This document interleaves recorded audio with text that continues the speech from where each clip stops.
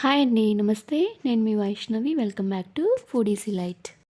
ఈరోజు వీడియోలో రెసిపీ వచ్చేసి రవ్వ కేసరిని ఎలా చేసుకోవాలో చూపించబోతున్నాను. స్వీట్ తినాలనిపించినప్పుడు, అలానే ఇంట్లో పూజ చేసుకున్నప్పుడు దేవుడికి ప్రసాదంగా నివేదించడానికి ఈ రవ్వ కేసరి అనేది పర్ఫెక్ట్ అనమాట.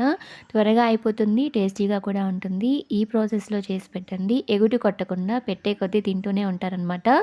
మరి ఆలస్యం చేయకుండా నోట్లో వెన్నలా కరిగిపోయే రవ్వ కేసరిని ఎలా చేసుకోవాలో చూసేద్దాం. ఫస్ట్ స్టవ్ పైన ఒక కడాయిని పెట్టుకొని అందులో 1 టేబుల్ స్పూన్ నెయ్యిని వేసుకొని కరిగించుకోండి. నెయ్యి కరిగిన తర్వాత ఇప్పుడు ఇందులో 2 టేబుల్ స్పూన్ల జీడిపప్పు, 1 టీ స్పూన్ కిస్మిస్ని వేసుకొని ఫ్లేమ్ని లోకి అడ్జస్ట్ చేసుకొని స్పూన్తో కానీ స్పాచులతో కానీ ఇలా కలతిప్పుకుంటూ ఇవి మంచి స్మెల్ వచ్చి గోల్డెన్ బ్రౌన్ కలర్లోకి చేంజ్ అయ్యే వరకు వీటిని ఫ్రై చేసుకోండి. అలా ఫ్రై చేసుకున్న తర్వాత ఇప్పుడు వీటిని తీసి ఒక ప్లేట్లో వేసేసుకొని పక్కన పెట్టేసుకోండి.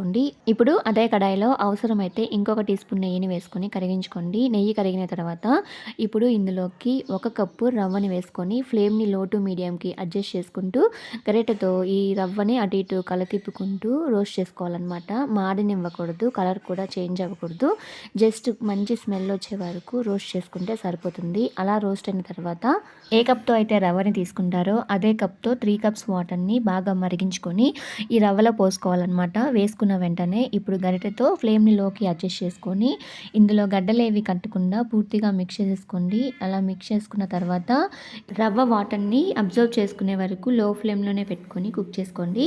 అబ్జర్వ్ చేసుకున్న వెంటనే ఇప్పుడు ఇందులోకి 1 కప్పు కాగపెట్టిన పాలని యాడ్ చేసుకోవాలన్నమాట.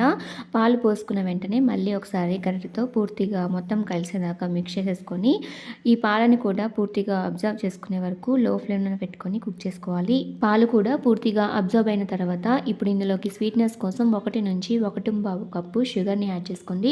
షుగర్ వేసుకున్న తర్వాత ఇప్పుడు దీన్ని మిక్స్ చేసుకుంటూ షుగర్ అంతా పూర్తిగా కరిగిపోయే వరకు కుక్ చేసుకోవాలన్నమాట. ఫ్లేమ్ని మాత్రం లోలోనే పెట్టుకొని కుక్ చేసుకోండి. ఇలా షుగర్ అంతా పూర్తిగా కరిగిపోయిన తర్వాత ఈ రవ్వ కేసరి అనేది లూజ్ అవుతుందన్నమాట. ఇప్పుడు ఇందులోకి కలర్ కోసం ఆరెంజ్ ఫుడ్ కలర్ కానీ లేదంటే ఎల్లో ఫుడ్ కలర్ కానీ యాడ్ చేసుకోండి. ఇది పూర్తిగా ఆప్షనల్ అనమాట. మీ దగ్గర ఒకవేళ కలర్ కానీ లేకపోతే స్కిప్ చేసేయచ్చు. కలర్ వేసుకున్న తర్వాత ఇప్పుడు పూర్తిగా మిక్స్ చేసుకొని ఇందులో 2 to 3 టీ స్పూన్స్ నెయ్యిని వేసుకోండి. నెయ్యి కరిగిపోయిన తర్వాత ఇందులో మంచి ఫ్లేవర్ కోసం 1 టీ స్పూన్ యాలకుల పొడిని కూడా వేసేసుకొని బాగా మిక్స్ చేసేసుకోవాలన్నమాట. ఇప్పుడు 2-3 నిమిషాల పాటు ఈ రవ్వ కేసరిని లో ఫ్లేమ్లోనే పెట్టుకొని కుక్ చేసుకోండి.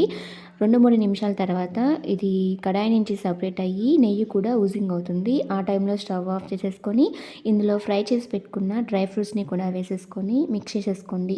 ఈసారి మీరు రవ్వ కేసరిని చేసేటప్పుడు ఈ ప్రాసెస్లో ఒకసారి ట్రై చేయండి. ఇందులో మిల్క్ని యూస్ చేసాం కాబట్టి టేస్ట్ కూడా చాలా బాగుంటుంది. ఈ వీడియో మీకు నచ్చినట్లయితే తప్పకుండా ఒక లైక్ చేయండి.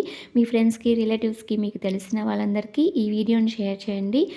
మీరు కూడా డెఫినెట్గా ట్రై చేసి మీకు ఎలా వచ్చిందో నాకు కామెంట్ చేయండి. మరెన్నో మంచి ఇంట్రెస్టింగ్ అండ్ టేస్టీ రెసిపీస్ కోసం ఫుడీస్ డిలైట్ ఛానల్ని షేర్ చేసి సబ్స్క్రైబ్ చేసేసుకోండి.